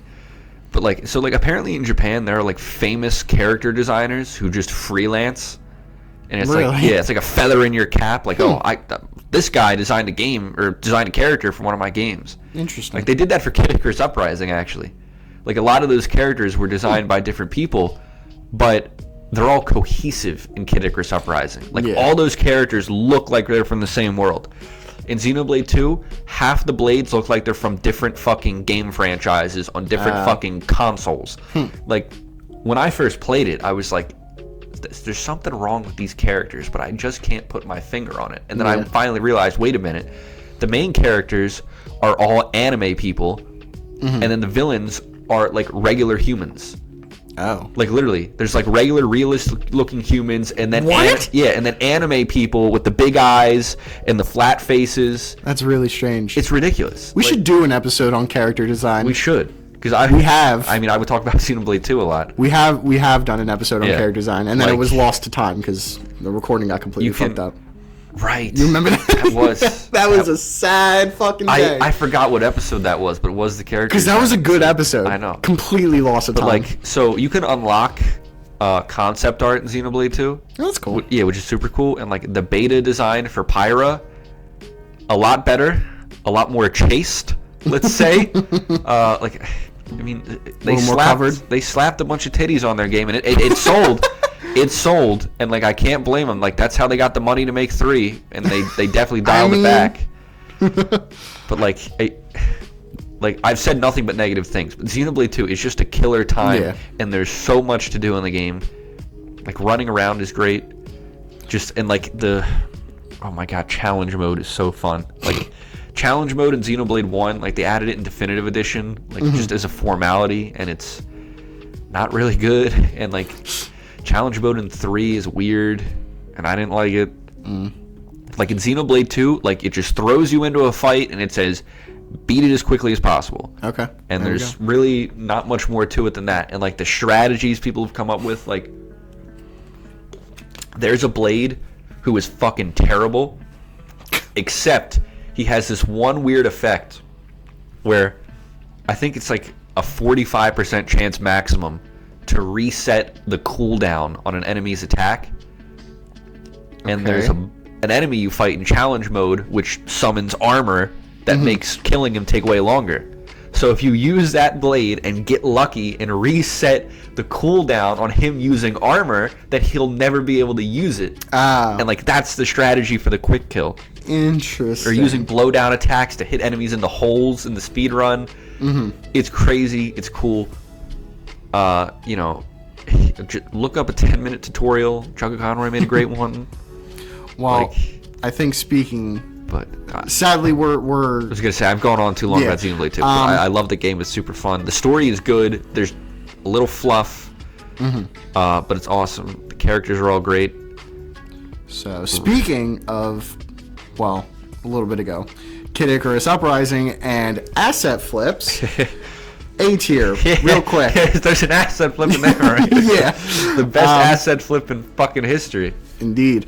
So real quick, 20 through 11 is Legend of Zelda: A Link to the Past, Pikmin 3, Splatoon 3, A Link Between Worlds, Luigi's Mansion, Pikmin 1, Metroid Dread, Metroid Samus Returns, Pokemon Black and White, and Xenoblade 2. I didn't see it till now, but Luigi's Mansion 1 above 2 beloved Zelda games is fucking funny. But like, I love Luigi's Mansion 1. Well, that game has so much character, dude. Yeah. Dude, I can't disagree. If we were ranking these games based on soul, like, Kid Icarus might be number 1. Like, I mean, like that game has so much soul. Sakurai in general just puts so much of his actual loving care into the games. I know. All right. We Xenoblade got 2 has soul. We got 1 through 10. Zach, would you like to read off the games in this list? So these 10 games are going to cause... the creme to la creme. I don't know if they're going to cause a lot of debate, actually. We'll see. They might. A lot of these are games... I think half of these are like games that I like a lot. Yeah. And then the other half are games we both like a lot. Mm-hmm. And then there's Majora's Mask, which we'll see. But Excuse me? There's Majora's Mask, Xenoblade 1, Kid Icarus Uprising, Star Fox 64, Breath of the Wild, Pokemon Black and White 2, Super Mario Galaxy, Super Mario Odyssey, Pikmin 2, and The Thousand Year Door. Real quick, Pikmin 2 at the bottom. Or Star Fox 64. Whoa! There's not going to be a lot of debate on this tier. Okay. You know what? I don't love Pikmin 2. You know what? It just... You're right. Like, okay. Ooh. I would say Pikmin 2, then... Fuck. Looks... Okay, Pikmin 2 is the best Pikmin game. I disagree. He disagrees, but... I just think it takes... It took the strategy out of it. This argument has been... Okay, it hasn't... It didn't... This is such old hat. Yeah, we like... I know. This argument went on before we were fucking born. Like, Xenoblade 2 is... True. Or, sorry, well... Xenoblade Pikmin 2. Pikmin 2, sorry. I always think about Xenoblade. Pikmin 2 is older than we are. Yeah. I'm pretty sure, anyway. No, Pikmin 1 came out close to when we were born, because the... April 29th, 2004. This Yeah. is when Pikmin 2 came out. That's older than me. It's not older than me. Fucking unk. Unk! So... I was in 2003, baby. Yeah, Pikmin 1 was... Pikmin 1's older than Yeah, both I think of us. that Came out in 2001. It was a launch title for the GameCube. I thought it was 02. Oh, no, you were right, yeah. 2001. I forgot that was the launch title. October 26, 2001. Or at least close to the launch. No. I thought it was a launch title. Anyway. Just like they always talk about how much time they didn't have to make Pikmin 2. But they had fucking 3 years. Yeah, I mean... The game was still that jank. Awesome. They pumped that out, actually. Hey, the game's older than me anyway, and people have been debating that. Like the great YouTube channel, I'm Only Here for Pikmin, which is probably, like, he's the best Pikmin channel on YouTube. So... not that many of them, though. But, like... well, fair. Like, he went over, like, this debate with people, like, about the kill design. Like, I definitely think... It's a matter of opinion. I don't agree, but... It depends on what... The thing is that 2 completely changed the style of gameplay. Absolutely. But I just, which is like... fine, I think the dungeon crawling, getting treasures is awesome. Mm-hmm. Like, the day system is there, but there's no immediate pressure. Like, you know, there's no immediate pressure because there's no day limit. What's the word I'm looking for here? You have the inspiration. Like, everyone loves Olimar. You know, you want him to go home and see his family. You know, but there's no pressure from the game itself. Inspiration? The motivation? Motivation, there we go. Jesus Christ. I was thinking about what you said. I'm like, what are you trying to say here? Yeah, the motivation. I hope me blowing my nose. But there's no actual incentive. In Pikmin 1, yes, there is. It's a you're going to die situation. The incentive is the game is fucking fun. And then you play it, and you're like, God damn, this game is good. And it's hard. Thank you. When's the last time Nintendo made a hard fucking game? Nintendo themselves? Yeah. Like, that's silence speaks volumes. Exactly. Like, I'm not saying things have to be Dark Souls. I think that whole tough as nails for the sake of it design is getting fucking old. Like, oh, it's Elden Ring. Like, oh, you have to practice a boss for 5 hours. There are ways to do it, and there are ways to like implement that type of difficulty. See, I don't like that design. But just doing it for doing it. Because it's like it's by boss. Like, you come to a boss, and each boss is a roadblock. That's the point of a boss. It's supposed to be a roadblock. Yes, and something like Expedition 33, that's a hard game, right? But like each boss, they all play by the same rules. You dodge and you parry, right? You know. Yeah. But it's not like their patterns aren't all fucking crazy. You master the game itself, not the individual bosses. Is what I'm trying to say. Like, you know, I think those two examples are exactly the same. I don't think so. To master Dark Souls, to master a boss, you're not mastering a single boss, you're mastering the mechanics of the game so that you can get through it. Yes, you're gonna have to. I know, but you're even never gonna. Expedition 33, you're gonna have to recognize patterns, and like you might die once or twice, but there's still gonna be the same attacks. Whereas Dark Souls is a very similar thing. Where I'm not gonna lie, my argument there was terrible. Like I think it was just you saying the same thing but disagreeing with it. I did. That was bad. I worded that poorly. But what I'm saying is some games out there are like, you master the boss itself and not the game mechanics. But I think there are games where it's like if you master the mechanics, then like in Expedition 33, you have to learn bosses' patterns. But, the underlying just playing of the game and the strategy, you could beat a boss on the first try. Whereas I feel like in some other games where you just master the bosses themselves, that's not the case. Like that's what I'm trying to say. Like Pikmin 2, where like in Dark Souls, different bosses can play, like have completely different moves and can play some like you never know what to expect. Like, they're like 3D bullet hells, I see that makes more sense. Whereas Expedition 33 that's is like I worded that horribly, but that's what I was trying to say. That's what I'm saying about Pikmin 2, right? Like it's hard. God, I forgot we were talking about Pikmin 2. I know, it's hard, but if you're good at fucking Pikmin, you're going to be good at the game. Like, the submerged castle is fucking scary, right? It's an awesome mechanic, right? Mm-hmm. They do a lot with the dungeon system. Not as much as they could have, I think. But more than Pikmin 4 did. Right? There's, and there's not just the story mode. There's all the challenge mode, which is actually really fun. Mm-hmm. Some of them were too hard for me. Like, I gave up on a good few of them. Not going to lie. Like that's how you unlock the secret Louis cutscene, where it's revealed that he ate the pick carrots. Right. You have to get the bastard. The fucking Louis. You have to beat every challenge without losing Pikmin. Fuck that. I know. Like one of them's like, here's 10 Pikmin, go kill Snagger. How has anyone actually gotten that? Get good at the game. It just seems insane. I mean, if you're playing it without fucking lock on, which sucks. Oh lord. Like, I hate lock-on, I hate charging. Like, get rid of that. Auto lock-on, are you fucking kidding me in Pikmin 4? Yeah, that's... Like, get rid of lock-on entirely. Get rid of charging. I don't disagree with getting rid of lock-on. I don't know, like, just bring back swarming. They brought back swarming in Pikmin 4. You unlock it in the post-game. And it doesn't work. True. Alright, Pikmin 2 versus Star Fox 64. Which one's higher, which one's lower? I would say Star Fox 64 bugged Pikmin 2. That's... fine by me. I haven't played that. A game so good, it ruined every single one that came after it because they could never live up to it. I mean, of course, Adventures was different. I think Assault, I don't know a lot about Assault. And like Command, that was weird. Mm-hmm. And Star Fox 2 came out later, but and then Star Fox Zero was just another remake of 64. This is gonna be fucking hard looking at the rest of the games. I know, which was a remake of 1 anyway, and then Star Fox Zero sucked. But Star Fox 64... Hold on, did we read all the games? Okay, I'm sorry. Yeah, it is... I think it's the best on-rail shooter of all time. I don't think many people would deny that, but there aren't... It's kind of a dead genre, Yeah. Like, it's probably the only dead video game genre.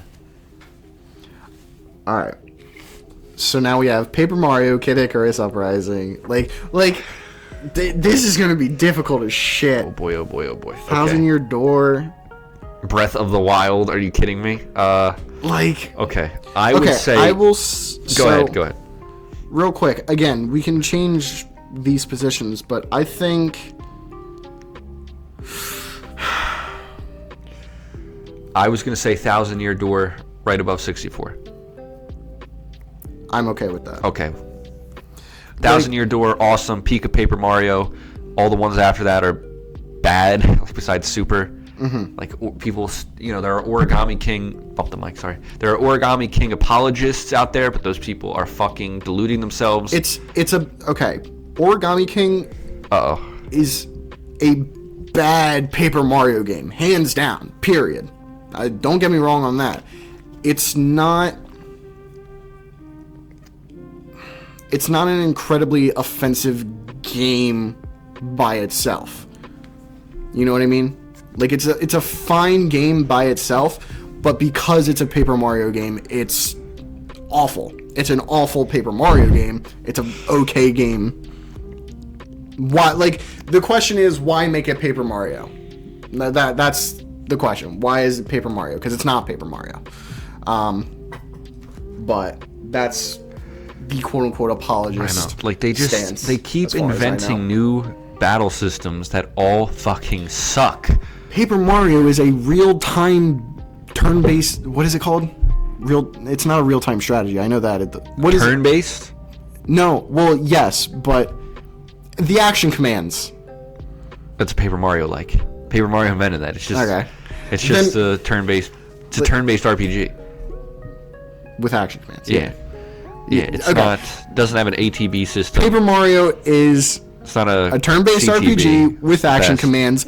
Let's go back to that. I know. That's what with partner. That's what makes Paper Mario good. Like literally, like they got Super was a deviation, but it was cool and it was good, right? They said let's do an action RPG. It had the best story. Great look. We've been over this, right? Then they had literal new hires make Sticker Star. That game fucking awful idea. That game was a walking abortion, right? So few people cared about that game. So few people cared. I've never heard that insult. A walking abortion. I know. Can we keep that in? Yes, we will. I could call it worse, right? That game was... No one cared, Matt. Oh, my God. So few people cared that the trailer was lost media for a time. I do remember that. Yeah, are you kidding me? Are you kidding me? E3 demo that was lost media so for a funny. while. So many people hated the game. They're just like, I don't want to see the trailer anymore. Oh, my God. Right, and then, Color Splash was just bad again, and then Origami, it's same fucking story over and over and over again. Yeah. Right, and Bug Fable came out. All right, I'm sure the people at Nintendo have played Bug Fable. You see Sakurai's room. The dude's got a PS5. He's got an Xbox. True. Yeah. He plays fucking video games. Dude, have Sakurai make the next Paper Mario game. Oh my God, dude. It is tragic that there's only one Sakurai on Earth. You could throw him at any series, and I would say I'd love the best out of the series. A Sakurai Pikmin game. Could you imagine what that would be like?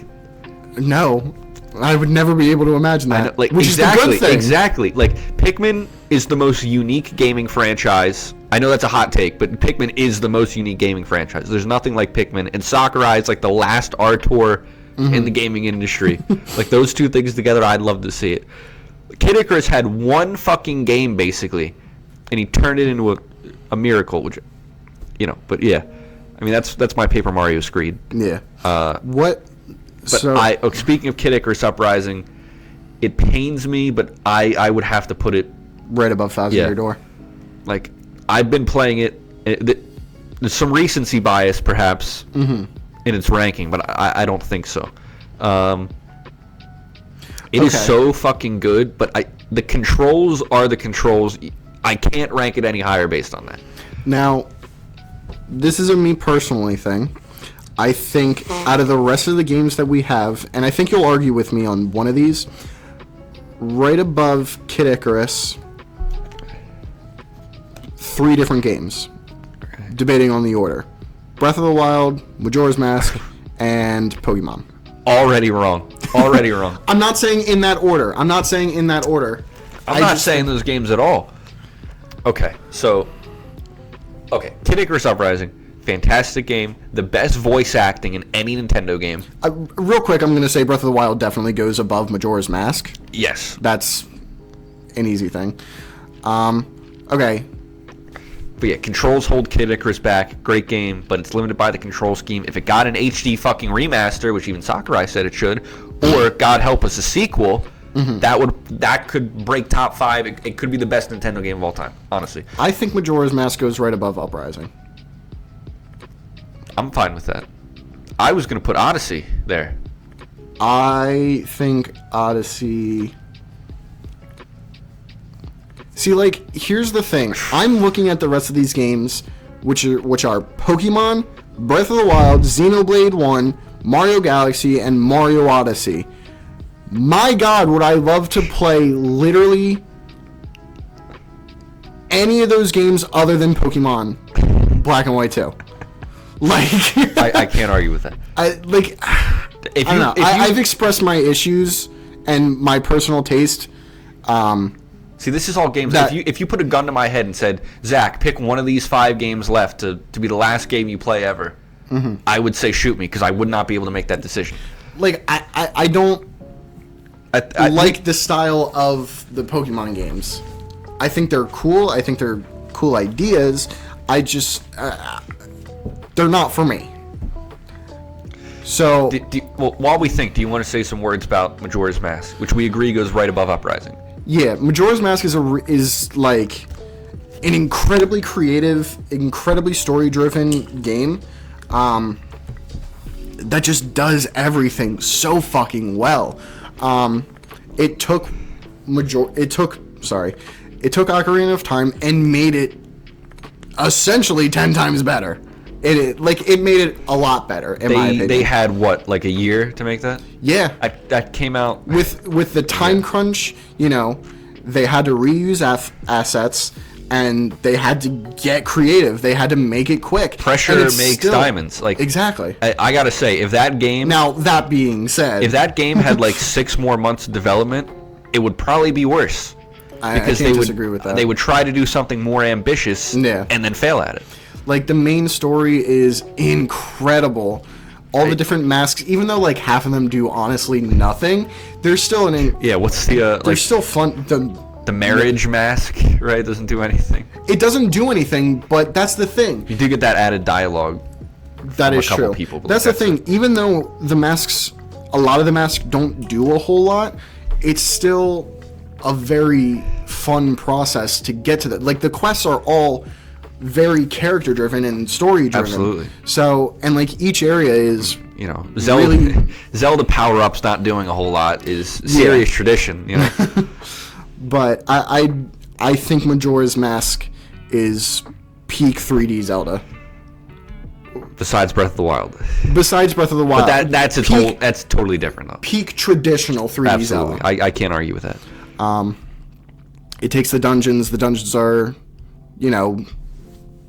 they're good. And Majora is so cool. It's like, what the fuck even is that thing? Majora's really cool up until the end, where he gets really fucking goofy because he actually his true form comes out. I didn't think it was that. I thought it was more psychedelic than goofy. It's a little bit of both.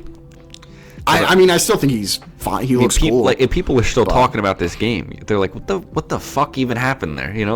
Did Link die? Did Link... That's also true. There's still a ton of mystery. I know, kind of surrounding it. I think that Majora's Mask and the Mask Salesman are the only things that are real, and it infected the Skull Kid and then made a pocket dimension created by Majora. That's another thing. The aesthetic of the game. I know, it's insane. Peak. I know, it's just period. It may be the most soulful game on this list. Mm-hmm. It very well may be. It's insane. So let me just say the 5 I would put next. In order? And then you say your 5. Okay. I would say, being generous. Are you going from... Bottom up. Bottom up, okay. I would say Odyssey, Galaxy, Breath of the Wild, Black and White 2, Xenoblade 1. Hold on, say that one more time. Odyssey, Galaxy, Breath of the Wild, Black and White 2, Xenoblade 1. I know you will... From bottom up, I would go Pokemon. Hold on, let me... Yeah, I'm okay with this. From bottom... Okay, you want me to be real honest? Yeah. Okay, of course I if do. I'm being real honest, the order I would put them in, bottom up, is Pokemon, Mario Galaxy, Mario Odyssey, Xenoblade, Breath of the Wild. And honestly, I think Xenoblade and Breath of the Wild can switch places. I just think Breath of the Wild offers more... Xenoblade offers a huge story that is really good start to finish, even though I haven't even finished it. I already know it. It might be the best story in a Nintendo game, I gotta say. But Breath of the Wild offers so much freedom, and... I mean, they're totally different games. I mean, yeah. And the thing is that Xenoblade, for me, the gameplay isn't the main draw. It's fine, it's fun, it's enjoyable. I would rather play Breath of the Wild because that's more my, I don't want to say more my speed, more my type of game. I know, like I can't disagree with this. This is just opinionating. I mean, if we put Breath of the Wild at number 1, how could I complain? You know, like it's Breath of the Wild. If somebody said that was the best game of all time, could you disagree? Yeah, I'd be like, yeah. I mean, let's be real. It's better than Tornado Trouble. Tornado Trouble? What was that? Tornado Mania. Tornado Mania. Yeah. So that's my. You would really put Odyssey that high? I think Odyssey, to me personally, is the best of 3D Mario. You know, it's got incredible movement. It's got power-ups like Flood, where it's with all the different capture abilities. It's got that sort of like uniqueness to it. Every capture is like Flood, but something different. Exactly. That is true. There's moons. Yes, they're scattered across. There's too many moons, man. Which is, you know, in debate is fair. You were going to say debatedly, but you realize there's no debate. But the thing is that you can, I don't want to say adjust difficulty, but like you can determine what difficulty you want for the game. You absolutely can adjust difficulty. Yeah, with what moons you want to go for. If you want to play more casually, you can get 1 or 2 moons. And that's the thing. It also embodies like a more Mario 64 type deal where you can just go to a sub area, get the moon, and then get off the game. Or you can spend hours just finding moon after moon after moon, and they're all incredibly well placed and fun. Like even the stupid ones where they're just like hiding in a tree, it's still like stupid, but it's fun to just have something important sitting in a random tree. I decided to climb trees. That's fun. As for Mario Galaxy, let's hear this. The peak of 3D Mario. Mario Galaxy is the peak of 3D Mario. It doesn't have the depth of movement that Odyssey does, true, but the spin adds just enough to where you can do some tricks. I think if you stretch it to its limits, you can make weird things happen. You can beat like every level where you need Spring Mario. Mm-hmm. You can beat it without Spring Mario if you're good enough. Yeah. I think that's the only power. My argument for Mario Galaxy would be similar to yours for 3D World. Take your opinions for 3D World, switch it for me, and take my opinions of 3D World, and now you have them. Well, that shit's an E rank where it belongs, Matt. My point is that I feel like it's. Where did IGN? It's hard to call. I'm trying to say this without like you wanting to punch me. I don't feel like it's a true... Our table setup is different. You're in range, so you're smart to thinking about that. I don't feel like it's a true 3D Mario game because the levels are linear. Now, granted, that's what they're supposed to be, but a 3D Mario like Mario 64 set up, and even Sunshine, they put you in this giant area. And then, like Odyssey, you go around finding different things. You don't have to find them in order. Whereas Galaxy, you're playing level by level by level, and there's no discovery to it. Everything you said was wrong. I don't want to say there's no discovery to it. There's a lot less freedom. Yes, it uses the same gating system as Odyssey does just in different ways. You need this many stars to continue, right? You have a lot of choice in where you go. If you don't like one galaxy, you can still go to another one, right? And people they had this criticism for Mario 64, like, well, why does it kick me out of the level after I get a star? But that doesn't really apply to Galaxy because every level is different. They're more linear. And don't things change in a Galaxy from star to star? Yeah. So it makes sense. Yeah, Melty Molten Galaxy is one of the best in the game, and I think it exemplifies this, right? You start on the same donut planet every time, and you take a sling star to somewhere else, but the starting ice donut gets more and more fiery as you go on. I think there should have been maybe more of that, like the level changing, as you complete them. I think that would have been cool. You see the galaxy change every time you go back to it. They could have done more with that. But I just think it's better than Odyssey. It's just, first, the style is so much better, the music is better, the vibe, the story. I'll agree that the music is it's the most better. soulful Mario game. Let's not kid ourselves. It has just the right Whose amount of phone's going off jank. constantly? Is it mine or it might be mine? Yeah. Okay. My radio's sports department group chat is going off. Oh, Lord. Which has been happening a lot. It's football postseason. Yeah. Sorry, I didn't mean to cut you And off. all these goddamn MLB signings, but that's so far into the ish I won't even get into it. But fuck Bo Bichette and fuck the Mets. Boba shit. Yeah, exactly. Boba shithead. We are also at an hour and 30. Really? Yeah. If it's within It's my going to means, be difficult to... If it is within my, I'm going to check the schedule after this. I would love to be at the first time we play the Mets. I will be at that game. If it's in Philly anyway. Maybe if it's in New York, it's close enough. I'll be saying Boba shithead. I will be booing him. Oh my god. Screw Let's him. get back on topic. But Mario Odyssey, then Galaxy. We're debating between two fantastic fucking games. That's the rest of the list, Matt. But can you no, agree? No, Okay. Pokemon. I put that at the bottom, right above Majora's Mask. Okay, I was gonna ask if we could agree that one of those two would go right after Majora. No. I see your anti-Pokemon propaganda. It's in 1 through 10. I think that's generous enough for me. You don't know enough. You have not played that game, man. I played all 5 And of I these don't games. fucking plan on it. I played all 5 of these. Remember when I deferred to your judgment because you had played both those Metroids? I played all 5 of these games, Matt. Multiple times, each of them. I played through all these games at least twice. I played 4 of these games, and there's good reason I haven't played the fucking 5th. You take that the fuck. Fuck you, man. Fuck you. You're crazy. Okay. Okay. I can't default to your opinion because I have played these other 4 games, and I have no. What do you mean? It doesn't make sense. You can't. I have no You haven't desire. played any Pokemon game.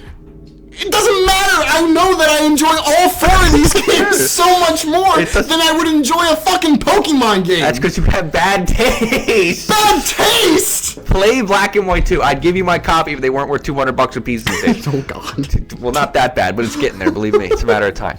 Okay, I will give You genuinely think Black and White 2 is a fucking turn-based RPG is better than Mario Galaxy? Yes. What the fuck? What is Xenoblade? What is Xenoblade? That's an action RPG. No, it's a real-time action RPG. That's different. Aren't all action RPGs real time? No. That's part of being an action RPG. No, Pokemon is a turn-based RPG, whereas a real-time where you're actively moving around the battlefield in Xenoblade, making it more dynamic, more fucking fun. I guess something like Grandia or the FF7 remake is action, but not totally real time. That's fair. I didn't. No, you're actually at the right start. about I that. didn't think 1 through 10 would be this heated. No, because it's like the FF remake and Grandia 2. I don't know how the other Grandias play. It's like you move around in real time, but then like you can stop to do attacks. Mm-hmm. And like it's like advanced ATB. It's basically more interesting. It is all right, but okay. First of all, Pokemon are great turn-based RPGs, and then you have Pokemon after that. Black and White 2 has a fucking supermarket tycoon built into it. It's got a fucking dating sim built into it. I swear to fucking God. PokeStar Studios. People think it sucks, but if you play it, it's actually really cool. It's like a puzzle battle mode, kind of. Right? There's so many things to do in Black and White 2, more than any other Pokemon game.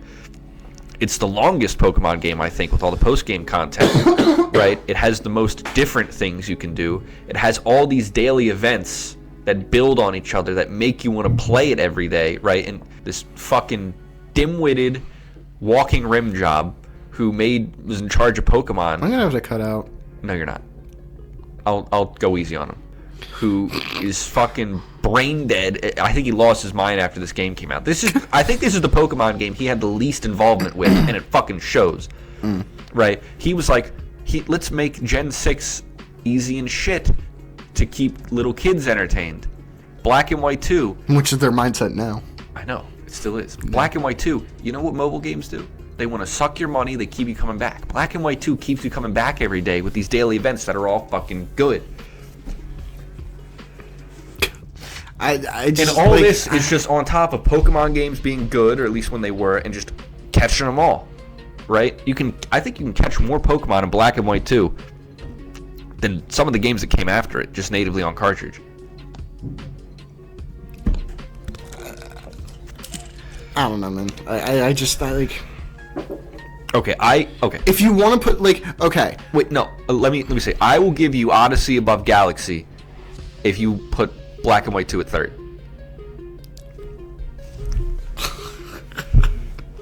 That's a compromise. It's a compromise. Putting Odyssey above Galaxy physically pains me, right? So this I'm giving you a lot here, and I will allow Breath of the Wild to be above it. I think that's fair. Yeah, that we can both agree on, and I think Xenoblade 1 being above Pokemon. Yeah, I wouldn't deny that either. Okay, so that's okay. So it's really just these 3 games. So you would be okay with Majora's Mask, then Galaxy, then Odyssey, then Black and White 2. I'm really thinking about it. Because you've played the game. Sure. There we go. Okay. So now this is where it gets impossible. It was difficult beforehand, but Xenoblade 1 or Breath of the Wild? Are you kidding me? Sorry, I thought I heard something. I thought I was going crazy. Probably my brother upstairs being a loud asshole. Okay, I would put Xenoblade at number 1. Throwing it out there. I've said all that I really can see that. I mean, I've said so much to say about the game. Best story of any Nintendo game. I love the gameplay. I know you're not so hot on it. Mm-hmm. So much exploration, so much depth to the game, right? Like the affinity chart system is so good, right? The game rewards you for really engaging with what it has to offer. It looks beautiful. It was probably the best looking game on Wii. Maybe Galaxy might take that title. That I would say those two are the contenders for best looking Wii game. A console infamous for all the games looking like shit. Like have you seen Brawl lately? Like Brawl just looks bad, you know? Like, mm-hmm. I'm sorry. I know you're deep in thought about this conundrum. Xenoblade, does it have situations or does it have situations where you need specific characters at a specific time? Because I was thinking, when you really think about it and get down to it, Xenoblade kind of is just a more advanced Breath of the Wild. But the difference is that, and I know that sounds very strange, but I'm going to let you cook. They're both be careful. Big, not necessarily open worlds. A lot of Xenoblade 1 staff did work on Breath of the Wild. Xenoblade puts you in giant areas that you can go and fight, same as Breath of the Wild. Granted, you can't go with them at any order. Xenoblade has a much better story. Absolutely. And I like Breath of the Wild story. It's very minimalist. It's also Zelda style, but it's awesome. It's also it's still got the creativity of Breath of the Wild in terms of what arts you do, what characters you go with. And but the thing is that with Breath of the Wild, I think one of the best things is the ruins, which really enhance the world itself, which is why I'm asking, does it have something where you need specific characters, which is the only thing I could think of being in Xenoblade that's similar to a rune system. Also the only other there's a lot of exploration in runes? Xenoblade. What am I thinking of? I thought you said ruins. No, the runes, like bomb and shit. Bomb, ice, magnesis. Yeah. Those are specific powers that you need at specific times to do specific things. Xenoblade 2 had something like that, and everyone hated it. My point is that they're these two games are... There are things you can do on the field like that require key items. Mm-hmm. And there are quests that you can only take with certain characters in the lead. But There's... In all honesty, I'm okay with these in either order. Xenoblade 1 is top then. Okay. I mean... Like that's what I'm saying. Like, I genuinely think that these games are more similar than we think, in all honesty. They're very different overall. They're so different that they're similar. What are you talking about? They're really not that much alike. I don't know what you're saying. They're both open world. Zelda is not an RPG. I feel like I just feel like it has. They both have a lot of similar aspects. I mean, yeah, they're both open world games, more or less. I mean, Breath of the Wild is way more open world. Well, I think Breath of the sure, Xenoblade doesn't have all the different puzzles. Yeah, Xenoblade 1. But the thing is that I don't think it has any puzzles at all, which is kind of lame. It's got plenty of secrets. But I would say part of the enemies are part of the puzzles for Xenoblade. You know what I mean? You kind of have to figure out the best ways to deal with each enemy. Now, granted, a lot of enemies are pretty basic. I think, as in you can just attack them. Well, I mean, I think the strategy in Xenoblade 1 comes from building your team. Exactly. You can beat any boss, any enemy with any combination of 3 characters if you have the skill and planning. It could be hard. Mm-hmm. But I also think with Xenoblade's much better story and linearity through that story makes the areas much more enjoyable, because with Breath of the Wild, it's you can find overpowered shit and then just blaze through anything and everything. Yeah, granted in any order, but even still. There are ways to get really good equipment a bit earlier than you usually can in Xenoblade. Mm-hmm. Does that make you overpowered? Not really, no. Yeah. You can get if if you're diligent and you go back and fight unique monsters, higher level unique monsters from earlier areas when you couldn't fight them, those drop better gear than anything else you can find. Mm-hmm. If you go back to Agora Shore and fight the uniques there, you can get climb armor, which you can't get until the 2 or 3 areas after where you're at, and you could probably beat those uniques right now. There's some secret treasure rooms that you can get on first swing in certain areas that allow you to get level 10 art books way before you can actually get them. Yeah. In all honesty, but you can't just alone, you can just run to the fucking Hyrule Castle, get some Royal Guard claymores, and never have to try. That's the thing. I think Breath of the Wild is a fantastic game, and like Zach said, if someone told him it is definitively the best game of all time, he wouldn't argue with it. I know. But Xenoblade has an incredible story. Tears of the Kingdom does not. No, it doesn't. Breath of the Wild has a fine story. Tears of the Kingdom. It does what it needs to do. All Tears of the Kingdom needed was a killer fucking story, and they made it the dumbest fucking shit they could think of. Yeah, they made it really weird. Man, who's that guy? What? He's named Ganon? Fuck, that sounds familiar. Where have I heard the name Ganon before? Yeah, I think it might be a little suspicious. Hyrule, it was founded by dog people. And dude, you're all Zelda's a dragon. Yeah, what the fuck are you talking about? Bringing back Ganondorf? Bringing back Ganondorf should have been the coolest shit ever. I know. And they did fucking nothing with him. I know. It's what are you Except doing? the final boss. Well, not the final boss. But his final fight is fucking cool as shit, actually. I know. Is it the same Ganondorf as every other one? Well, that's a debate for is Breath of the Wild and Tears of the Kingdom even on the Zelda timeline? I know, it's so ridiculous.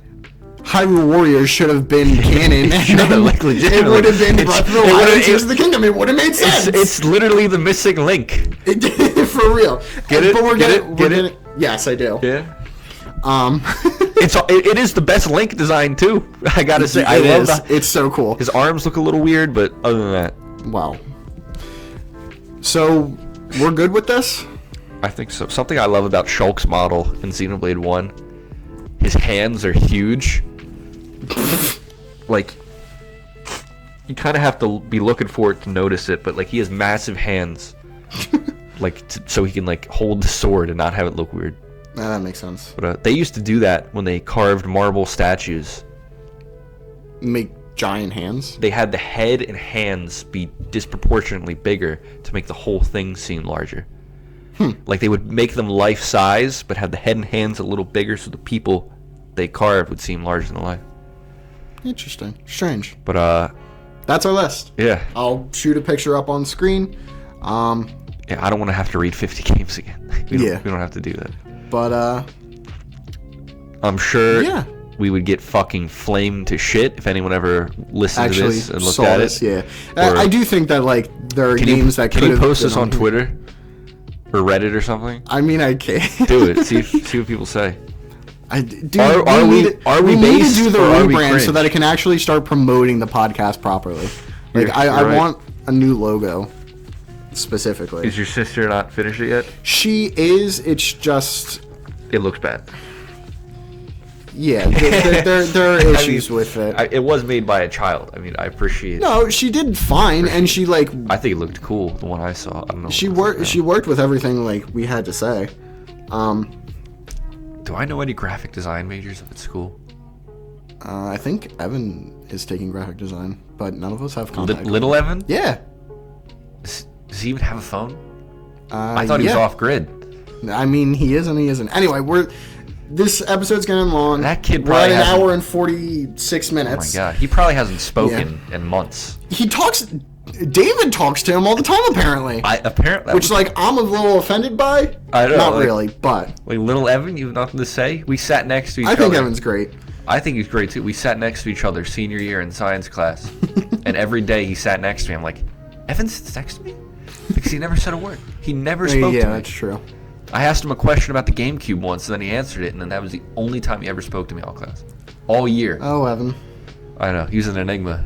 He is. He's a strange lad, but we love Evan. Anyway. We dedicate this tier list to Evan. Evan.